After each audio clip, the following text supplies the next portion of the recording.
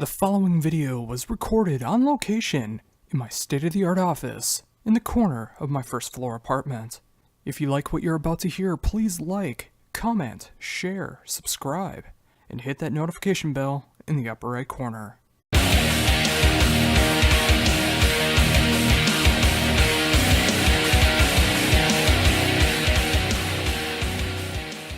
Hello. Hi, how's it going? Very good. Oh, well, awesome. Well, thank you for taking the time to do this interview. No problem, man. My pleasure. Oh, sweet. Well, of course, we're here to talk about the brand new album from Bison, You Are Not the Ocean, You Are the Patient, coming out next Friday. And I'm gotta say, this is easily some of the best work you guys have done so far.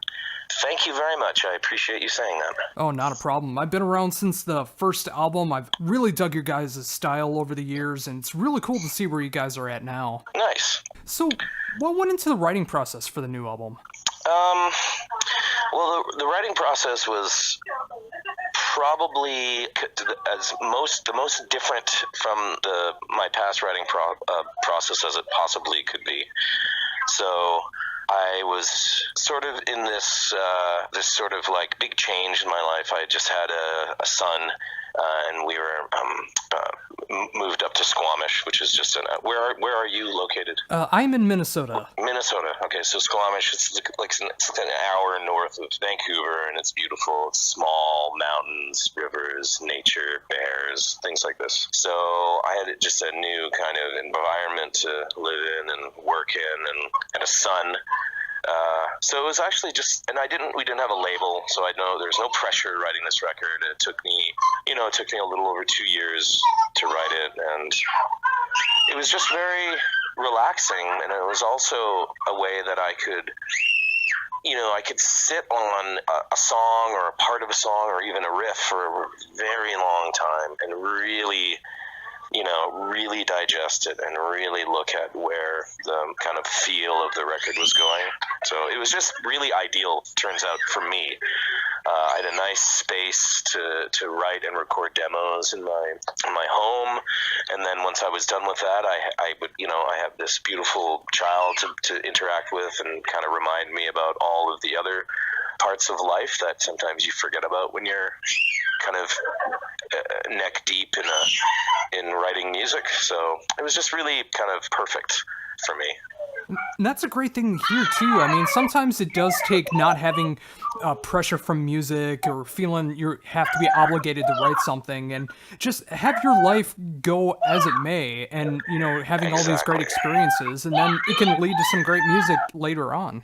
Because it lends itself to it, right? I mean, the music will always be on the dark side, it'll always explore those sort of nastier parts of the human way, but it's almost, you can kind of delve a little deeper when you have like this incredible force of love on the other side of it, like my family and my partner and my new son now. I have another new son, so I mean, it kind of affords me to be able to kind of go a little darker and get pulled out by them. So it worked.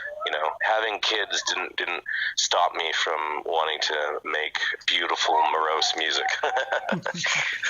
Yeah, I was gonna say, if this new album would have sounded a lot more happier and poppier out of nowhere from that, then I could understand what was going on in the background. But no, yeah, it's cool exactly. to see. It's cool to see that the elements of the songwriting are still there, and you're able to have more of that dark approach, more towards just the music rather than life itself. Exactly. No, exactly. Because you know what, it's always there, and it's always interesting to me because you know what, I want to know why the darkness stands out, and I want to know more about it because when you're happy, you don't question it. That's why I'm not going to write a song about that. I'm just happy. I don't question it. But when I'm like angry or hateful or morose or depressed and in this anxiety ridden and things like this, these are the things I need to explore and figure out why it's happening. So that's that in a nutshell. And I don't care how happy you are, if you've got that in you, you still need to figure it out and figure out why it's there. Yeah, I mean, it totally makes sense, and it's always good things to explore with that dark side. I mean, there's nothing wrong with being very happy and positive, but when you are able to focus that Oh yeah, dark absolutely. stuff towards the music, it's like it can shed a lot of new Yeah, things. I'm very happy right now. It's I'm very happy, and I don't take it for granted, and I get to enjoy my family, and also though there's still that thing that I need to kind of figure out, but I can better do it with a great, loving support system in my life. I'm very fortunate to have that. So. So when you do find out that negativity, does that mean that there will be a counter album to Lovelessness, Loveliness? It's funny. I was thinking about how morose that record is, and how the time in my life when I wrote that record, and just everything about it. It's just like the perfect, like, holy fuck, what? Yeah. I wanted to write a record, and there's the Cult has a love album. It's just like you can't do it, really. Like you just can't do it. Because it would also be not completely true, because that is not what my life is all about. It's a large part of it, but like I say, still figuring out why the world is such a fucking piece of shit. So, you know. Yeah, and when it comes to that topic, I mean, there's so many things going on in the world right now that the state of the world right now, with all the negativity and bad things going on in the world, that's got to help with the lyrical concept as well. I mean, there's so much resources to be able to take from it. Well, it's true, and I'm sort of not one to take a political road for things, and I try to look in the more sort of like the emotional tragedies of the world, which is tied with politics, because it's the world right now is ruining a lot of people's lives, and the things that are happening to people are directly because of politics and government and people with power and whatnot. But it is the climate, let's say, it lends itself to kind of steeping with these sort of the negativity and hatred in the world, for sure. But I wouldn't say that any of those songs are about, Donald Trump, or sorry if you're a Republican, but you know what I mean? Like, it's not, there's no one is really in the crosshairs, right? It's just sort of like a symptom of being a human being, is just like, you're fucked. Even if you're happy, you're fucked. You're not in control. You don't even know who's in control. It could be a person, or the world is trying to kill us now because we've been so horrible to it. We are not in control. We're screwed. That being said, I just brought two humans onto the planet, so that in itself shows that I'm not completely hopeless. I know that there is good, and I know that some people could do something. So Yeah, and that's why I've always tried to look at it too. It's like, even when the state of the world is under dark times, life can go in cycles as long as there's still life possible. So I think that there is a chance for the world to get to a better state at some point. I agree.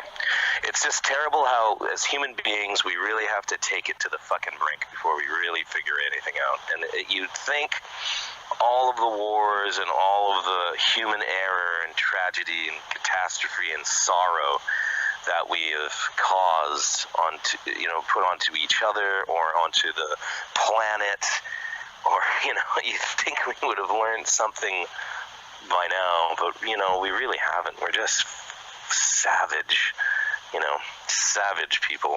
It's just so I'll put a couple of kids on the planet, and I'll teach them the best I can, and make them be good, and get them to be strong, so they can kick the shit out of any fucking fascists that are trying to take away people's rights. So that's my job is done with that. I got two really kick-ass soldiers coming up, and they're gonna take care of business, man, for sure. Well, it definitely sounds like you're raising them right. I mean, that's definitely what we need more of. Exactly, right? I have a lot of friends who are like, I'm not going to bring a child into this world. Fair enough. But also, if we don't bring good people into this world, and we just let all those fucks procreate that are just pumping their children full of ill ideas and hatred, and we don't want that.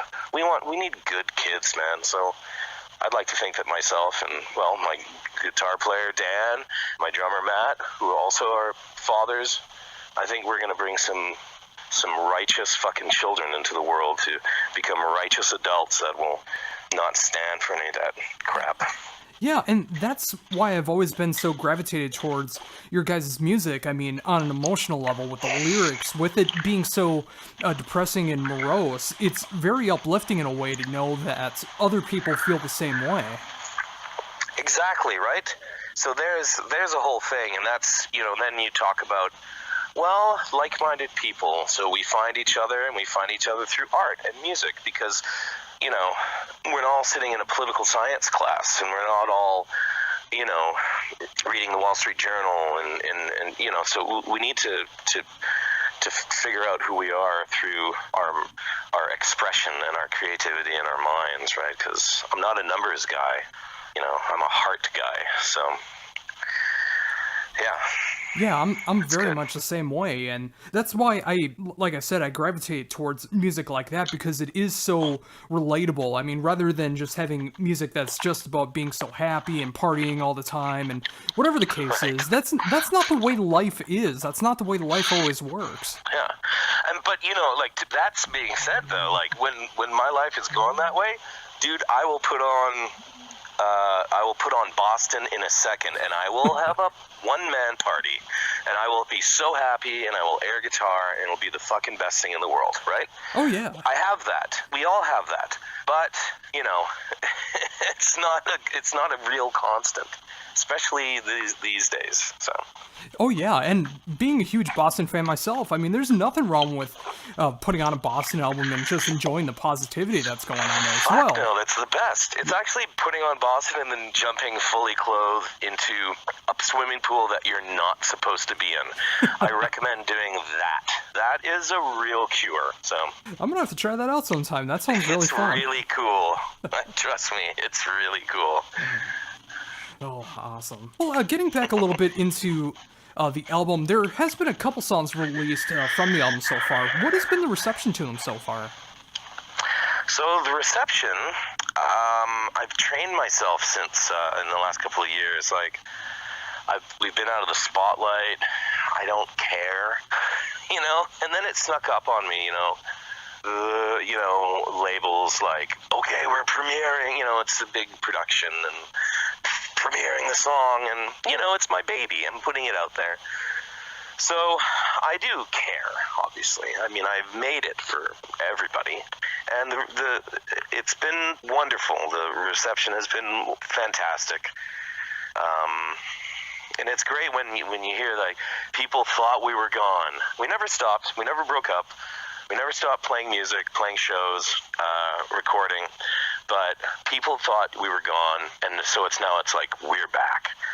But we were never gone, It's like the music is we're always here, Because Metal Blade drops us, we're not gonna oh well, I guess no one likes us, I guess we'll break up. Like, you know what I mean? Like, that's not what we're doing it. We love each other. We love making music together. It's not like some fucking company is gonna decide whether we make music or not, or like some internet blog, says, oh, these guys are washed up, or their last record was so unfocused, and I'm like, yeah, it was unfocused because I was fucked, and that's the art I was making at the time. Some people get it, some people don't. That's art. Not everyone's gonna get it because I'm not writing a fucking pop song for the masses. So it's nice to see some people that stuck with us, and it's nice to see the support is still there for like honest music that you make with no pretenses and no expectations of, I don't want to be a fucking rock star. I just want to make good music, and people seem to dig it, which is great. And this is new fans and old, so it's great. Oh, absolutely. And, getting back into, getting dropped from Metal Blade, and there are a lot of bands who would, give up after that, for the same sarcastic reasons you gave. It's like they think they're done after something like that. But in reality, if you are an artist and a musician, it doesn't matter if you're on tour opening for Metallica or you're playing open mic night every Thursday at the local bar. If you enjoy making music, there's no no reason why you can't stop or keep going and making music. And so what I've heard about this record is like, oh, it's cohesive, it flows, it's well thought out, it's, you know, it's the best one you've done. I've heard it a lot. So this is why, okay? So this is why. I don't have some fucking cunt breathing down my neck, okay? I don't have take phone calls asking about what the progress is or how many songs have we done. When am I going to hear demos? Well, what about the artwork? What does the artwork look like? And then back and forth with that. It's not evil enough. There's not enough skulls on it. There's not enough this or that or, you know. This is sort of like, you know what? That's a young guy's game. Like, I can't do that anymore. Like, I can't, you know. So it's just sort of this thing where we just had no choice but to I just wrote it for us, you know. And for a year, I didn't even bother looking for a label.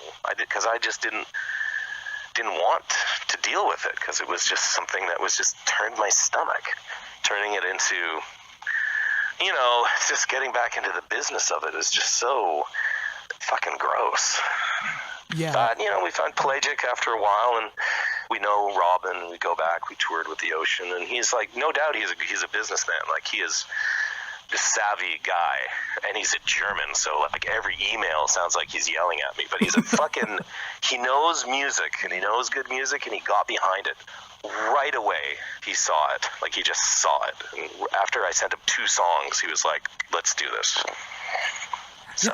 Yeah, it's great to hear that, too, because I've always known him to be a good guy, and I'm so happy that he is able to have this label and was able to sign someone like you guys, too, you know, really expanding the sound. And, you know, it's good to have good people behind you when you're putting out music on a label, because you want to make sure that they're going to be happy, but you're going to be happy as well.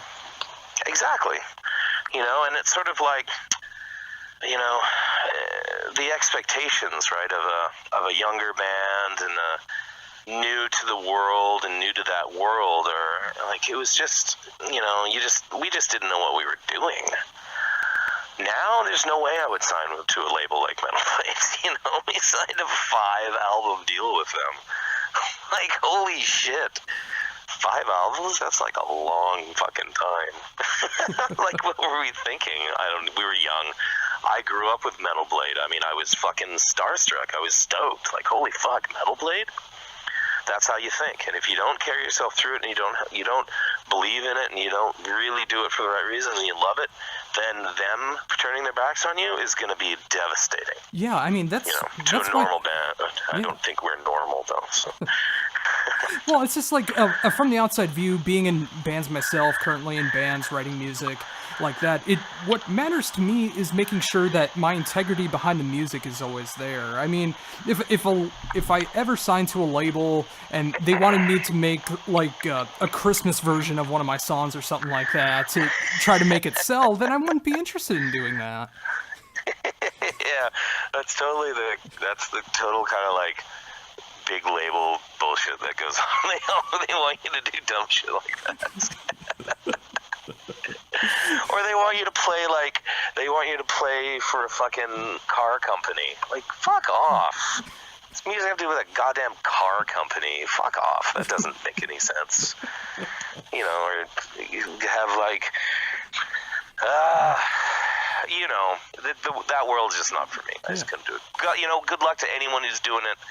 And I know lots of people that we've met along the way and are still doing it. And if they can take going to that fucking mill and doing those concerts and doing those tours, then fucking that's awesome, because you gotta love it if you're doing it still. Like, you got to, you know. Yeah, absolutely. You gotta have that mentality if you want to go in that direction. I guess just for me, Absolutely. And definitely it sounds like for you, you want to be behind the music that you're making, and you want that to mean something. Yes. And also now I have to split my time, which I'm more than happy to do, right? So I've realized that I'm not the center of the universe anymore. Like, I'm no longer Peter Panning my life. So, and you know what? That's a fucking great feeling. It's a great feeling to realize that it's not just you. You know? Like, the world is more than, you know, fucking blowjobs and cocaine. It's just a great feeling. It's a really great feeling.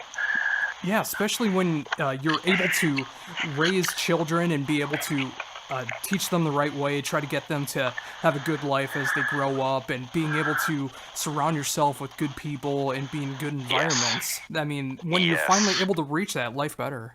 It really does, because, like I say, it really enables you with a real sort of clear purpose. Write that music, and with a greater understanding of what you're writing about, because you have this lovely place to come from. And like I say, I'm very lucky that I met this woman, and then it turned into this. Like, I'm very lucky.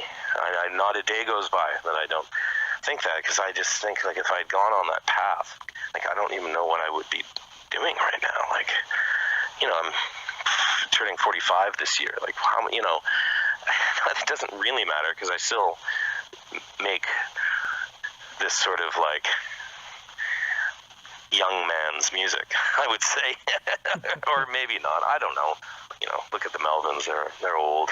Neurosis, they're old. They're still making aggressive, music that sort of jars you and stuff, and that's what I want to do. I just want to keep making music that affects people and is, it's got to be loud. So there you are. It's got to be loud. Oh, absolutely. So, and speaking of that, is there any plans of any upcoming touring or shows? Well, we just did a Western Canadian run, just to basically play. We'd been rehearsing the new record, because we recorded it, and then it sat for about a year. So we rehearsed a bunch, and we wanted to take it out on the road, and we wanted to play it to our core fans. So those are our core fans. Reception was great. People loved it, and there's a little bit of patience that you need, and people were wonderful.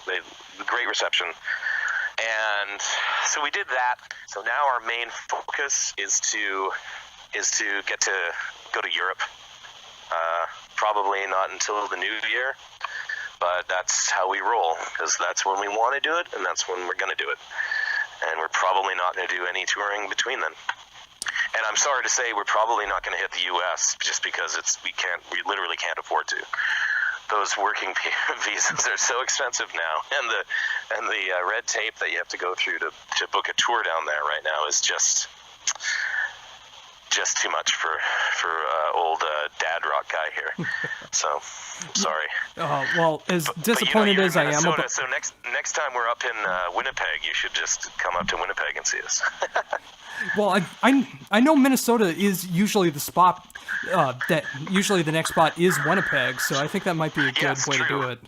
Oh, and we love playing in Minneapolis. Like, it's triple rock. Like, God, it's such a fantastic place, right? But your fucking border and your government and your government agencies and your fucking red tape sucks shit for artists. So that's up to you guys to.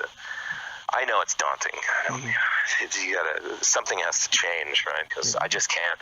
I can't justify it. I mean, I've met amazing people in the U.S. and we have lots of great fans and friends, but unfortunately we can't get down to see y'all. So. Yeah, as disappointed as I am to hear that, I completely understand with all the visa problems and everything. I mean, I'd rather see you guys be happy, play where you can afford to play where you want to play, rather than lose money and have to go through all these hoops and everything just to be able to play here and not even make anything back. Because that's the other thing. So, Dad over here, I can't be losing money anymore.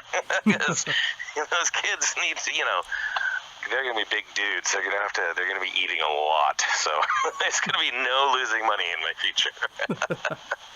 And from living in Minnesota, I know it's not exactly the hottest spot for a lot of bands to go to. I mean, like, Chicago is more of a spot than Minnesota. So I'm used to knowing that a lot of bands that I've always wanted to see aren't always going to come up here. So I'd rather just have the product of an album. And if I get to see them live again, or more than once, or whatever the case is, that's just a bonus to me. Oh, nice. Well, that's good, but I disagree with you. I think, like I mentioned, like the triple rock is one of my favorite. There's some top clubs that I love. So triple rock is definitely there. Like fucking NoFX wrote a song about the triple rock. It's a great fucking club. Oh yeah, absolutely. So I mean, it's a destination for sure. Oh yeah, I just meant like in the the central theme of things. I mean, like, Right, I get it. yeah. I mean, I love the Triple Rock. I live just 15 minutes away from it, and I try to hit up shows there anytime I can. I mean, it's a great venue. Agreed. Oh, awesome. Well, thank you so very much for taking the time, and especially just having a good, real conversation about everything that's going on with Bison, everything in the state of the world. I really, truly appreciate it. Oh, man, my pleasure, and I appreciate your interest, and you know, the more people that give a shit makes me happy, so thanks very much for giving a shit. Oh, yeah, not a problem. I mean, that's the whole reason why I do what I do. I want to be able to promote the bands that I truly care about, whether they're some of the biggest bands in the world, a band that just started last week, or anything in between. I want to be able to just show off good music, and I've loved Bison ever since I heard the first album, and I'm glad I'm now able to be at a spot where I can try to help promote you guys. Hell yeah, that's great, man. And you know what? We appreciate that, because that's what the music needs. So we need to help each other out.